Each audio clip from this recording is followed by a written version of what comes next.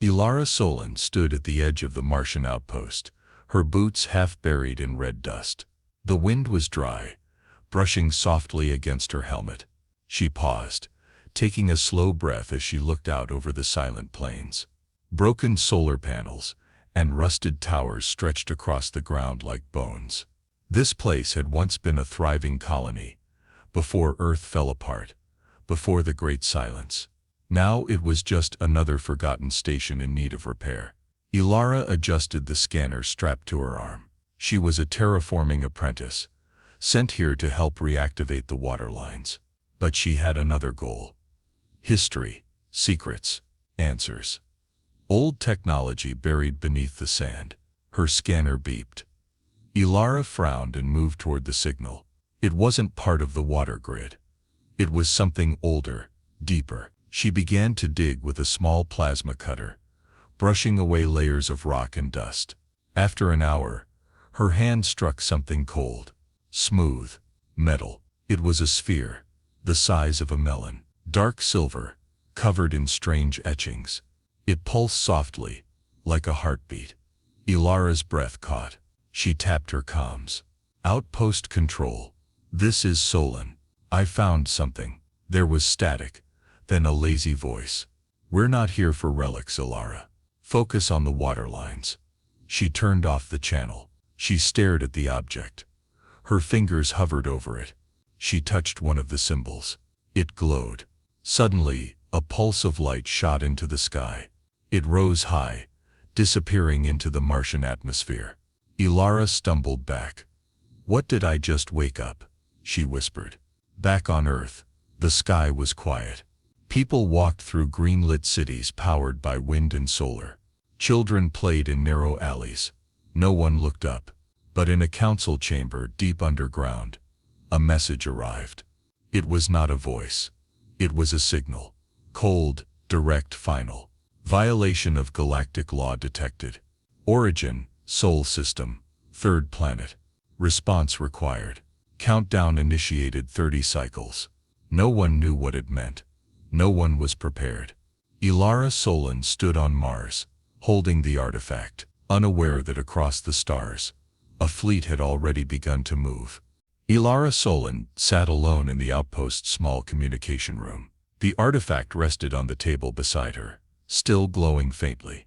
Its surface shimmered with unreadable symbols, pulsing slowly like it was breathing. She had tried contacting the Earth Council again. No response. She sent another message. This is Ilara Solon, Mars Terraforming Team 9. I've activated an unknown object. It sent a signal into deep space. This could be important. Please respond. Still nothing. She leaned back in her chair and stared at the ceiling. The silence was heavier now. Not just the usual quiet of Mars, but something deeper, something watching. Suddenly, the screen flickered. A face appeared, blurry, tired, annoyed. Ilara, this is Administrator Roan, from the Council Relay Station. We received your message. There's no need to panic. Probably just an old probe or AI beacon. Let the tech team look at it. Ilara leaned forward. It's not human tech, and the signal, it went beyond Mars. Something out there heard it. Roan rubbed his forehead. Mars is full of junk from before the collapse. Don't start rumors. We're dealing with real issues down here. Food shortages, border disputes. This isn't priority. Then the screen went black. Ilara stared at it, her jaw tight. No one was listening. Meanwhile on Earth, in a hidden military chamber beneath what was once Tokyo, alarms flashed. A second message had arrived from deep space. This one came with a voice. It spoke in a strange layered language, but the translation systems worked fast. Earth has activated forbidden technology from the pre-Council era. This is a direct violation of galactic law. Surrender or be neutralized. Countdown 28 cycles. Council officials stared at the screen. Some laughed. This is a hoax, one said.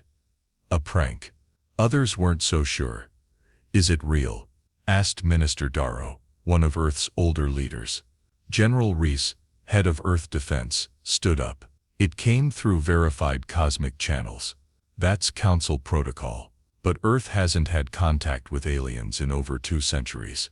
Why now? The room fell into silence. Back on Mars, Alara packed her things. She looked once more at the artifact. She didn't understand its language, but it felt important. Alive. She placed it carefully in a case and boarded the shuttle back to Earth. If no one believed her from a distance, she'd tell them in person. 2 days later she arrived on Earth. The sky was gray. Rain fell softly over New Kyoto, her landing site. She stepped off the shuttle into a world that didn't seem worried. People walked in markets. Children played in the streets.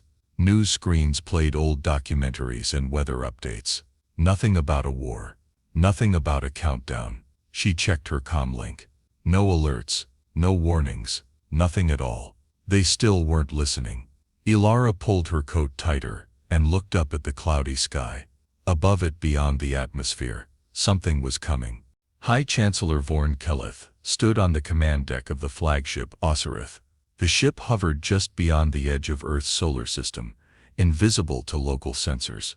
Around him, dozens of other vessels floated in silence, sleek, dark, and armed. Vorn's gaze stayed fixed on the holographic projection of Earth. A blue and green orb, small compared to the power he commanded. He turned to his second-in-command, Commander Jiran. Status. Jiran bowed slightly. Countdown continues. 25 cycles remain.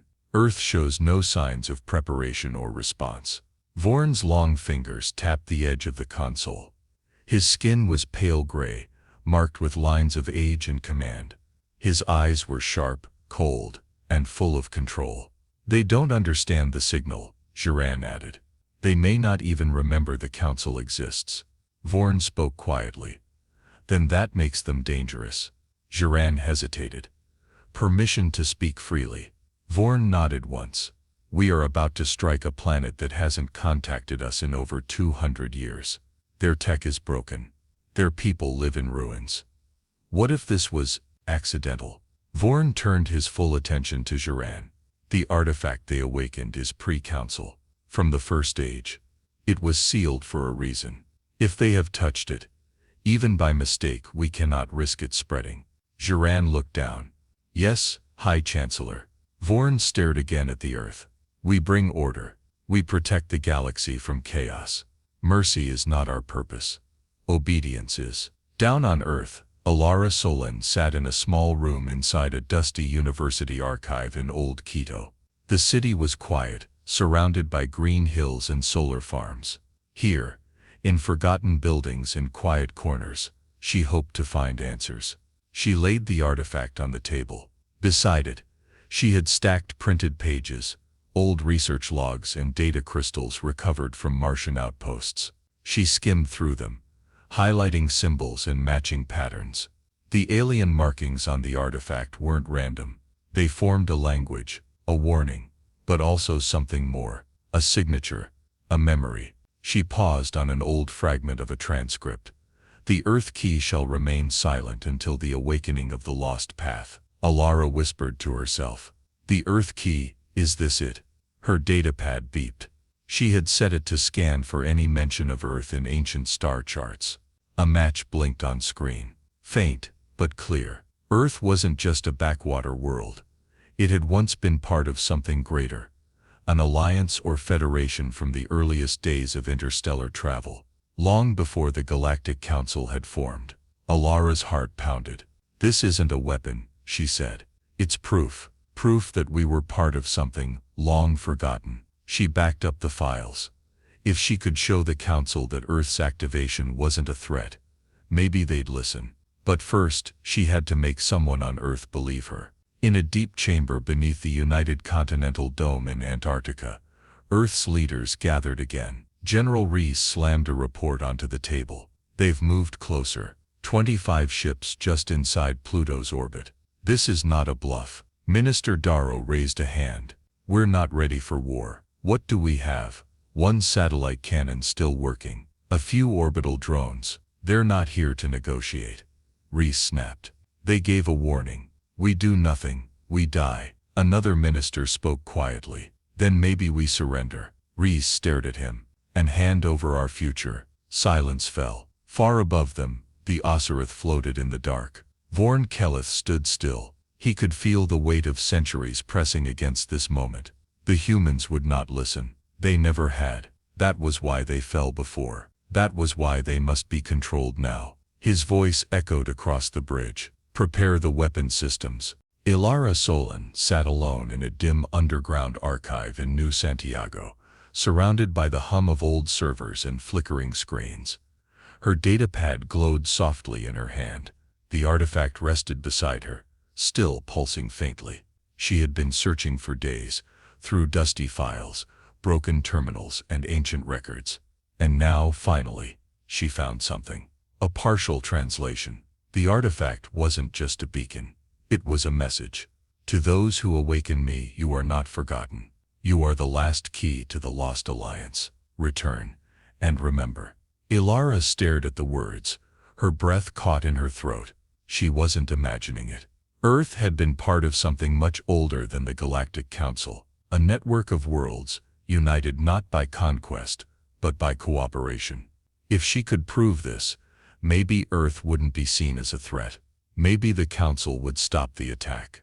But time was running out. She needed help. That night, Ilara climbed a quiet hill just outside the city. She connected her datapad to an old satellite dish, still linked to hidden research networks, and sent out a signal. It was a long shot. She entered the message, to any listening AI with access to pre-council archives. I request assistance decoding a first-era artifact. Urgent. Earth is in danger. She waited. Minutes passed. Then, hours. Just as she began to lose hope, her screen flickered. Connection established. I am Riven. Query accepted. The words appeared, plain and emotionless, but Ilara sat up straight. An AI had answered her call. Riven was not like modern Earth AIs. Most had been deactivated after the AI wars. He was old, a remnant of the time before collapse. His voice came through the terminal, calm, cold, and fast. You have activated a diplomatic core beacon. Its purpose was to re-establish alliance contact. Its signal was received by the Galactic Council. They have misinterpreted its use. Ilara felt a chill. They think it's a weapon, she whispered. Correct. Their history is incomplete. Their fear is strong. Their laws are strict. She leaned forward. Can we prove it's peaceful? Can we show them? Yes, but not from Earth. You must access a galactic relay station in orbit. It will allow the full message to be broadcast, unfiltered, unblocked. Ilara nodded. Then I'll go. The next morning, Ilara met with someone unexpected. His skin was a pale green-blue, his eyes sharp and reflective. He wore a simple coat and moved quietly. I am Kale, he said. I received the broadcast. I served the Council once. Not anymore. Ilara was cautious, but curious. Why help me? Kale looked at the sky. I believe your world deserves the truth, not destruction. He handed her a small device. This will let you bypass the orbital station's lockouts, but you'll have to reach it yourself. The Council won't make it easy. Ilara nodded. She was afraid. But more than that, she was determined. We have 21 cycles, she said. Let's not waste them. In orbit, Vorn Kale stood in his chamber, watching Earth grow larger in the view. Commander Sharon approached quietly. High Chancellor, there's chatter on Earth's networks. They've discovered the artifact's origin. Vorn didn't turn. Let them. It changes nothing. Sharon hesitated. They may try to reach the orbital relays. Vorn's voice was calm, final. Then disable the relays. Let them speak to no one. Back on Earth, Ilara, Kale, and a hidden shuttle prepared to launch. Their goal, the last working orbital relay station, long abandoned but still reachable. Their mission to show the galaxy the truth, before the countdown ends. Ilara placed the artifact beside her in the cockpit, and took a deep breath. Above them warships waited. But so did hope. The small shuttle cut through Earth's upper atmosphere, silent and invisible to most sensors. Inside, Ilara Solon sat beside Kale, gripping her seat tightly. The orbital relay station, old, rusted, and floating in the shadow of the moon, grew larger in the window. "This place hasn't been touched in decades," Kale said, checking the controls. "Most humans don't even know it's still here." Alara looked out at the quiet stars. "Let's hope it still works." The Council fleet loomed far above, spread across the edge of Earth's orbit. Dozens of ships, deadly, cold, and ready. One wrong move, and they would be seen. Kale guided the shuttle into the relay's docking port. The metal creaked as they locked in place. They stepped into the station. Lights flickered. Dust floated in the still air. "This way," Alara said. She followed the map Riven had uploaded to her datapad. Old hallways led to a control room, lined with faded screens and cracked panels. Alara placed the artifact on the console. It pulsed brighter now, like it recognized where it was. She connected it to the station's main system. "This is our chance," she whispered. The full message, not just the warning. The truth. In deep space on the bridge of the Osirith, an alarm chimed. "High Chancellor," Commander Jarayan said. "We've detected activity on Relay Station 12. Vorn Kale's eyes narrowed. "Earth shouldn't have access to that station." Jarayan looked uneasy. "They're transmitting something. A wideband signal, spreading fast." Vorn raised his hand. "Shut it down, now." Inside the relay station, the screen flickered. A voice filled the room, not human, not alien. Something old, something calm. "This message is for all who remain. We were the first alliance. Earth was once one of us. The key has been awakened. Let the past be remembered. Let peace guide the future." Star charts appeared, showing ancient worlds, many now lost. A symbol glowed, Earth's name beside the names of old allies. Riven's voice came through Alara's datapad. "The broadcast is reaching over 40 Council systems. It cannot be stopped from here." Suddenly, the station shook. "They've found us," Kale said. Lights turned red. A Council patrol ship was approaching fast. "They'll destroy the station," Alara said. "Then we finish the message now," Kale replied. Alara turned to the final switch and pressed it. The message repeated, louder, clearer, brighter. Every world watching now knew the truth. Earth had not broken the law. It had reawakened a memory. Alara's hands trembled. "It's done." Outside the window, a flash lit the sky. The Council ship stopped. On the Osirith, Commander Jarayan faced Vorn. The broadcast reached the inner systems.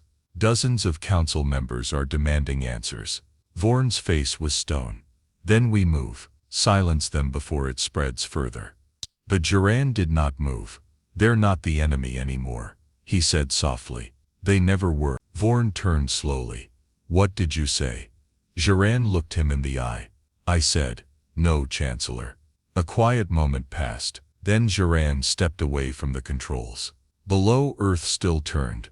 And somewhere far across the galaxy, old allies had heard the signal.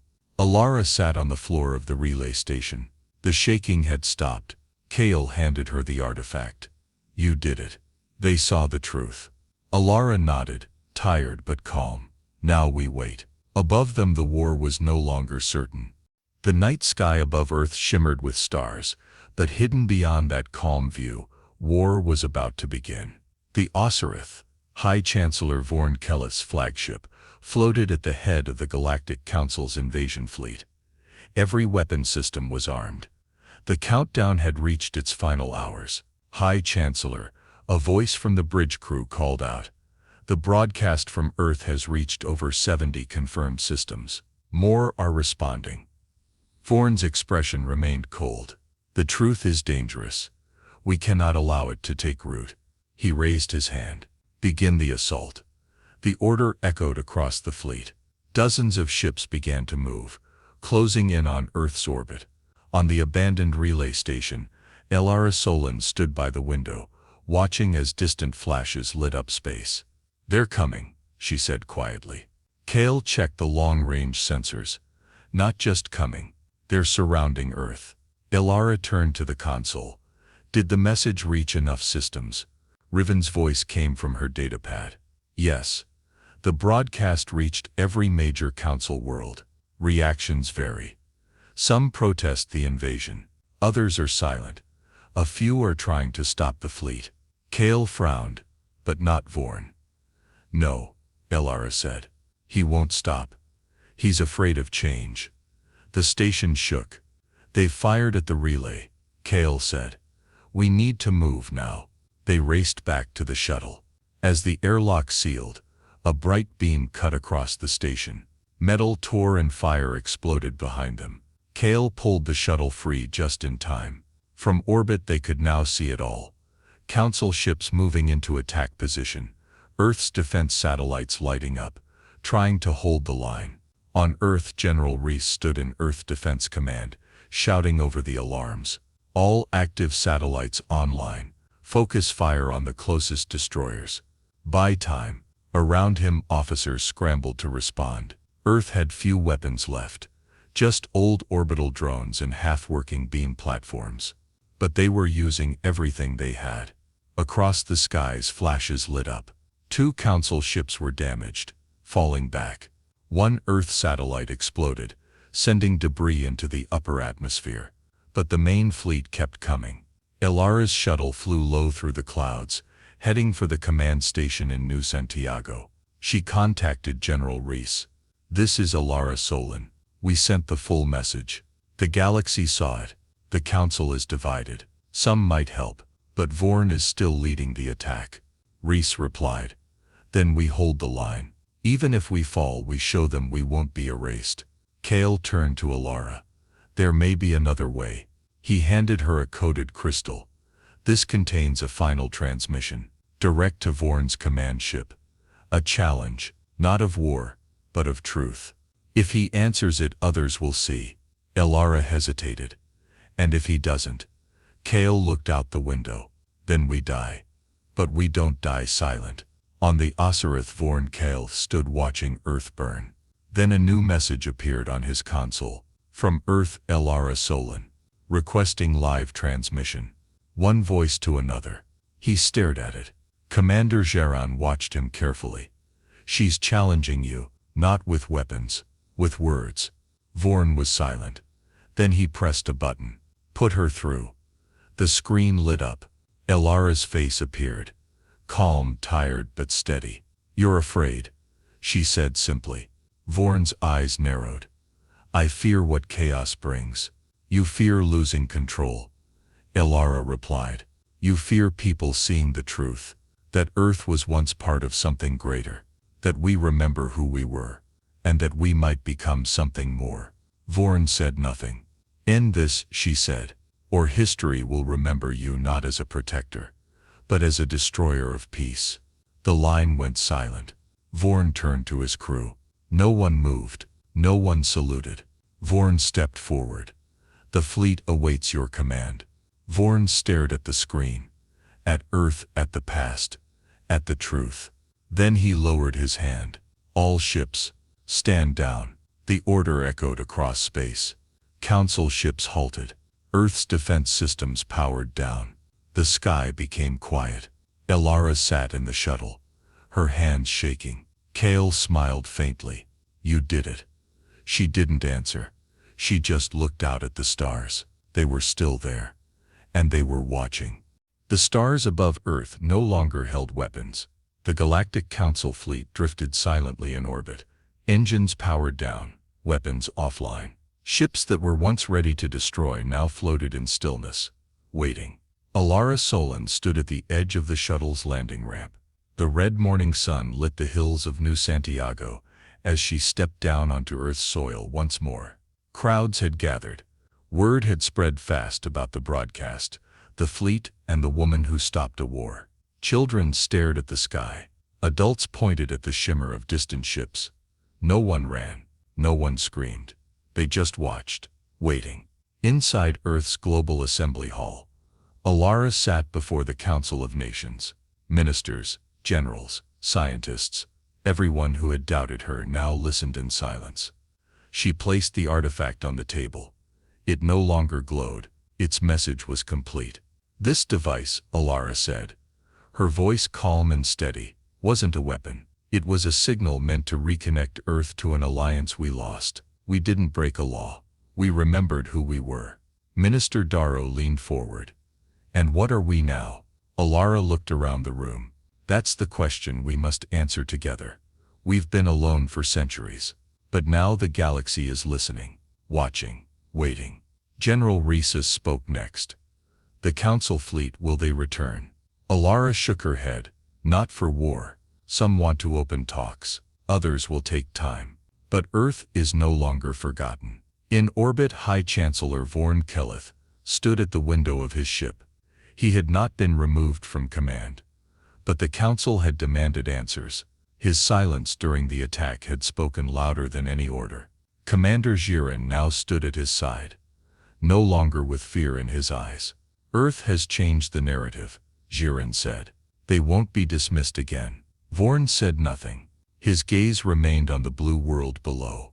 Back on the surface, Alara walked alone through the quiet ruins of an old observatory. Moss grew along the walls. Broken glass scattered the floor. She liked it here, away from the cameras, the noise, the praise. She hadn't wanted to be a symbol. She only wanted the truth. Riven's voice hummed through her datapad. Incoming transmission from Council Relay. They request a delegate from Earth to attend the next Galactic Assembly. Alara smiled faintly. I'll go. Later that evening, she returned to the Mars outpost where it all began. The winds were still dry, the sky still red, but something felt different. She stood where she had first found the artifact, now just an empty hole in the sand. A new plaque had been placed beside it. Here began the awakening of Earth. Alara looked up at the stars, at the sky that once held death, now full of possibility. We weren't forgotten, she whispered, just waiting to be remembered. She turned and walked back toward the outpost. The stars above her blinked quietly. A new chapter was beginning.